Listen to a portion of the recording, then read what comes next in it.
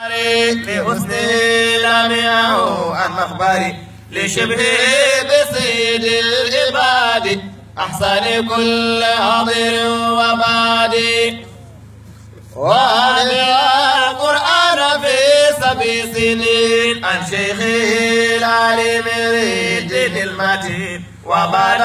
اشتغل بالعلوم فجعل العميق كالمفهوم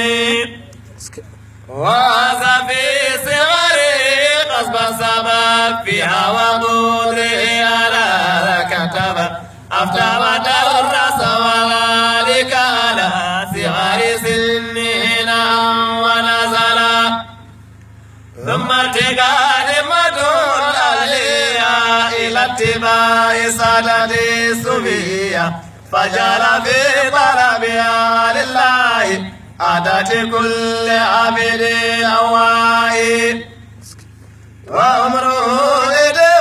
20 سنة لله در أمي ما أحسن فكان من جملة ما أتاه من أولياء يسري الأواعي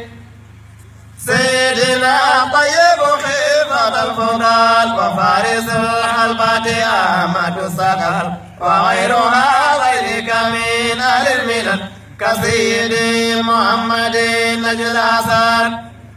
وهو الذي كان لهذا الكامل تدرك لا بد مقام الشرير وبدر رجال ساري ثم أتى مدينة الجدار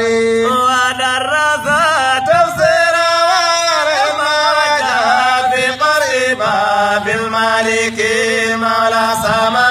فالتزم من العبادة والعزم والتشمير والإفادة فبرقت بوارق الفتح عليه وظهر الخوارق الزلال ما كان يفتتن من مرآه لحسن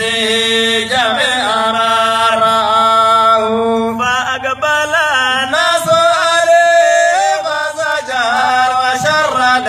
الفرار ونفى ثم السماء بأسبقه للحج مع زيارة النبي من